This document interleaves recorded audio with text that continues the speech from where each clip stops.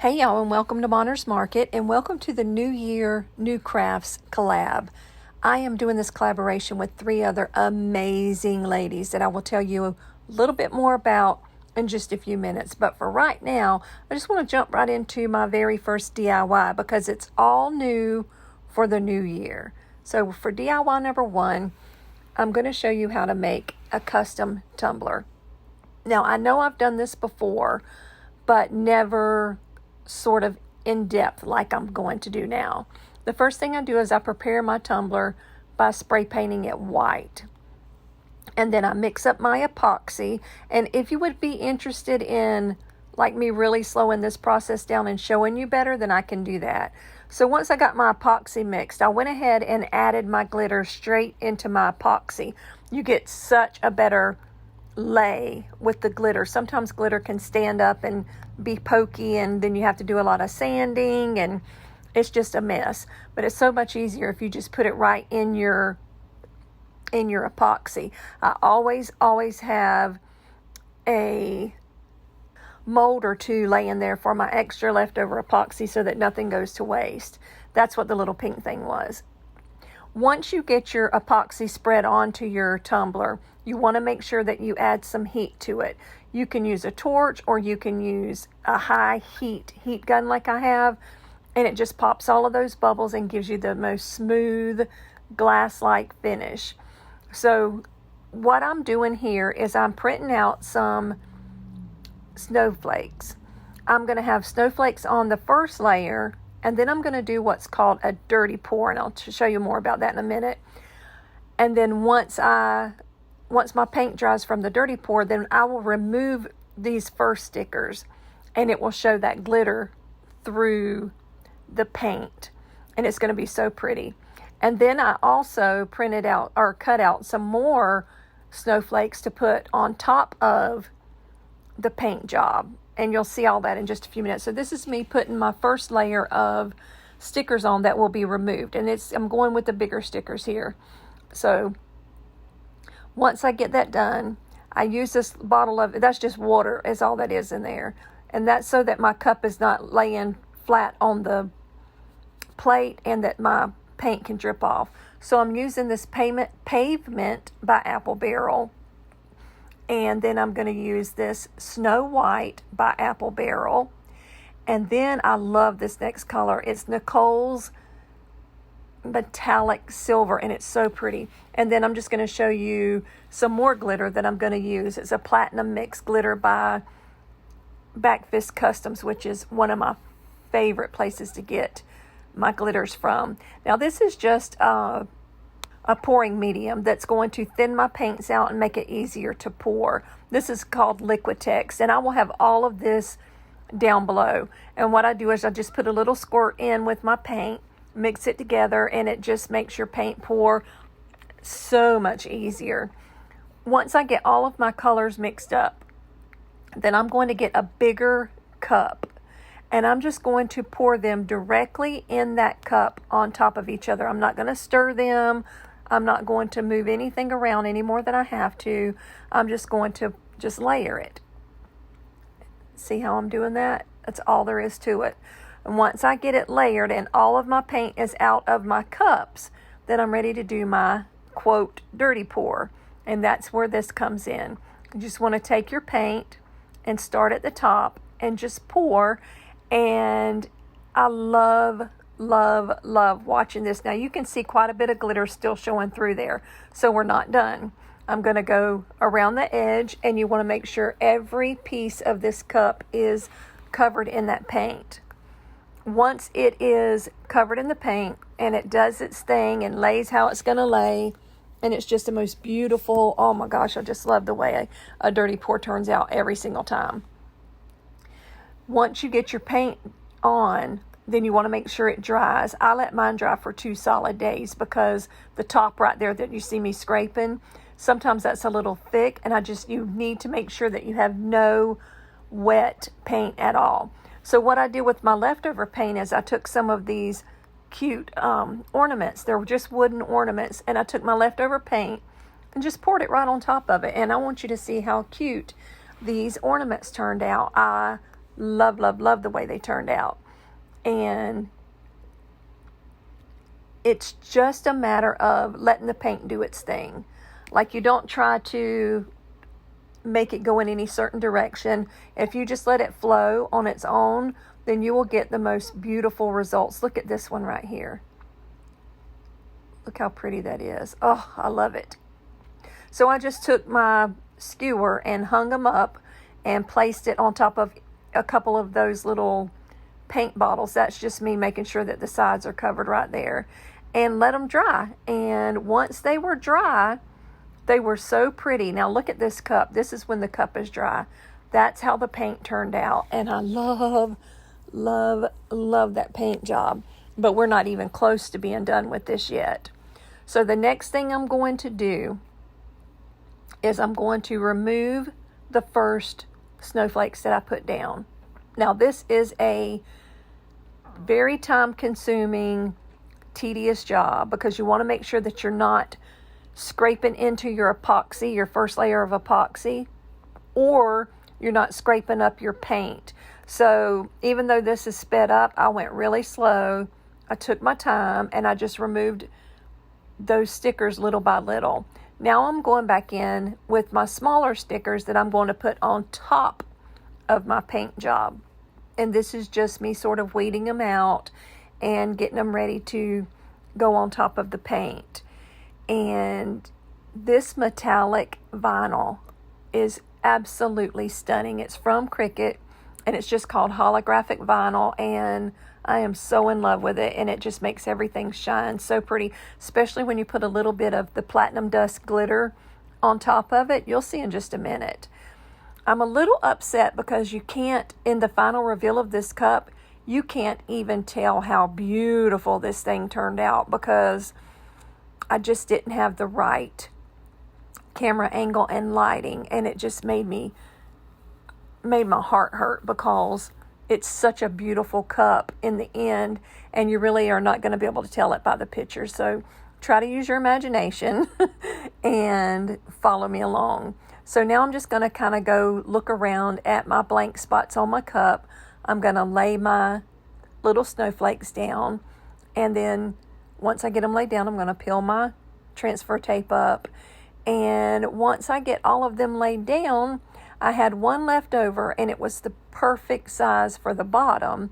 So I just added it to the bottom of the cup, and I thought it was just a cute little addition to the bottom of the cup. So I put that little snowflake there, and now it was ready for quick coat. Now what quick coat is going to do is it's going to seal my paint in, and it's going to seal my little stickers on, so that when I put my last coat of epoxy, everything stays in place. And it's sort of just almost like if I were to take and just spray a clear coat on it. But I love, love, love this quick coat by Counterculture DIY. Oh my heavens, that stuff is amazing.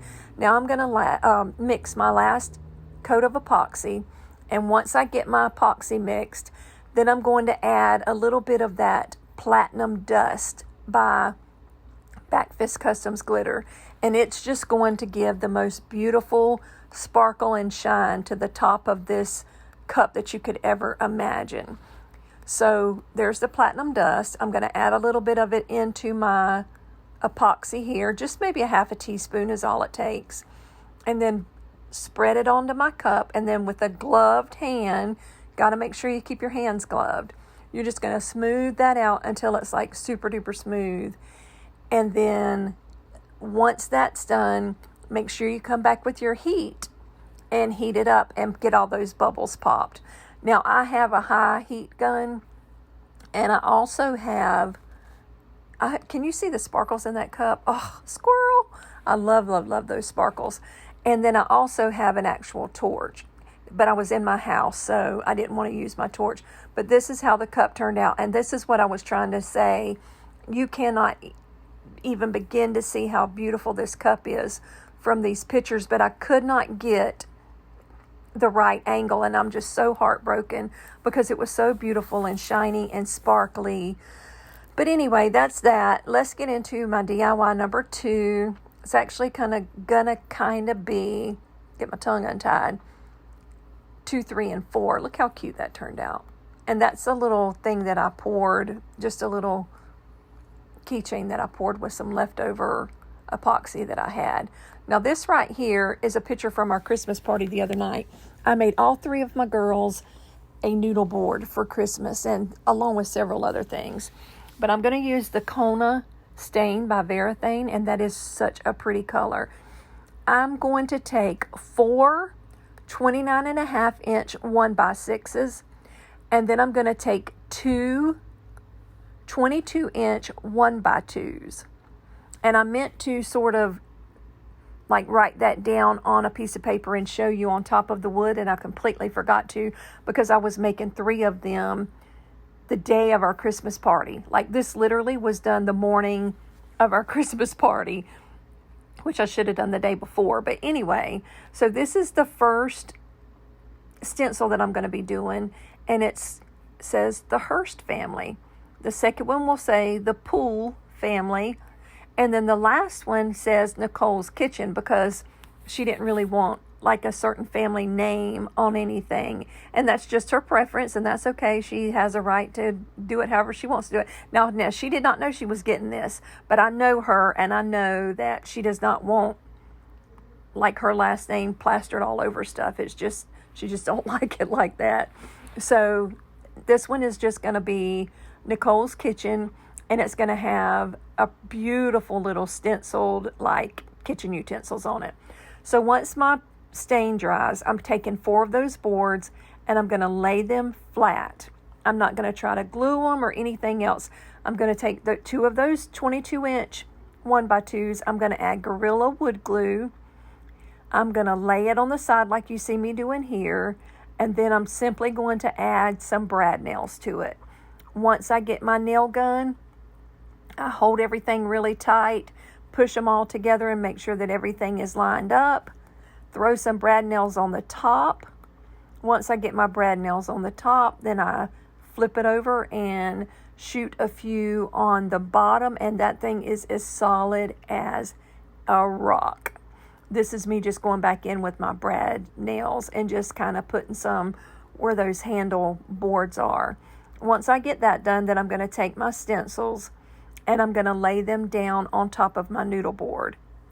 Once I get that done, I always go in with some Mod Podge, and I just give it a really good coat of Mod Podge, and that's going to seal in my edges and assure that I don't have any bleeds whenever I go to paint. So I literally do it in, like I do them in steps. I do all of, put them all together, and then I put my stencil on all of them, and then I go back and I put my Mod Podge on all of them, and then I go back and paint them all. Like I do it each step the same with all of them. Does that even make sense? Like I can't even get out what I'm trying to say. So now we're putting the Pool family down, and then I'm going to add my Mod Podge to the top of it to make sure that I have it all sealed in and we don't get any bleeds. And then once I get my Mod Podge done and it dries, which here in Florida it doesn't take but maybe 5 minutes to dry, and I was outside working on my porch, so it dried really fast because it was like 83 degrees day before yesterday. Now I'm taking my ink chalk paint by Waverly. I'm putting some in a cup, and I'm taking a Dollar Tree dauber, and I'm just daubing up and down. Now when you're using a stencil, don't swipe or wipe because you're going to get bleeds like that. You just want to take one of these daubers from the Dollar Tree and just go up and down, and that is going to assure that you don't have any runs or streaks in your design. Once you get that done, and the paint, I'll wait until the paint's about half dry and then remove it, but I didn't get a chance to do that, so the paint was completely dry when I removed this time, which it really don't matter. I mean, you see it turned out so stinking cute. And then once I get that done and I get all of my stencils removed and get everything weeded back out, then it's ready for a coat of polyacrylic. And polyacrylic is a sealer. So once I get everything like I want it, and this right here is me going in with a Sharpie because I let that one dry way too long, and when I pulled it up, I tore a little bit of my paint off. So I just went back in with a really fine paintbrush and just painted back in the little spots that pulled up. And you couldn't even really tell it, honestly, but I could see it with my eye, and it was driving me crazy. Also, where you see Nicole's kitchen, it is not centered right there. But to give her a gift that night, I went ahead and gave it to her, and I will get it back and sand it down and redo hers because that drove me nuts. She was tickled to death with it and didn't want me messing with it, but I just have to redo it or it's going to drive me crazy. So now I'm taking my Varathane triple thick. It's like a polyacrylic. Y'all know I can't talk. A polyacrylic coating that's going to seal in the paint or the stain here, and then the paint on my stencils. And once that is dry, the only thing I have left to do is flip it over and add some little felt pads to the bottom, and I go all the way around the whole square with those. I think I used 4, 8, 9, 10, 11, 12, 12 of those little, it's only about as big as a quarter. And then once I got that done, I just added my handles, and once I got my handles done, that was it. And these beauties were done, and I was so excited to give them to them that I forgot to get pictures of each individual noodle board. So I'm just going to show you a couple of pictures where we were taking family pictures, and the girls, 2 of the girls, Nicole had already left, and I didn't get a picture of her with hers. But anyway, that's how it turned out, and I love the way these turned out. So let me know down in the comment below what you think about these noodle boards. And these are just some pictures of my silly family. You can't get them to sit still or stand still and take a picture without somebody acting a fool and being silly. But we are still missing probably about 10 of them here. But anyway, I want to thank the other ladies that are a part of this with me today. I have Krista over at Krista's Crafty Life, Brenda from Rustic and Lace DIY, and Jackie from Jackie Burns Creations. And I just want to thank you ladies for having me join you today and participate in this New Year, new crafts with you. I love working with you all, and I hope you have a very, very Merry Christmas. And as far as my subscribers go, I pray that the Lord blesses you with the most amazing Christmas ever this year, with everything you wanted Santa to bring you. Most of all, health and happiness for your family.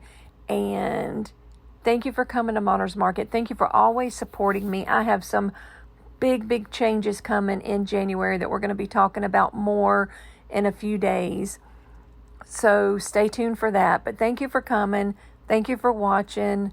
Be blessed. Bye now.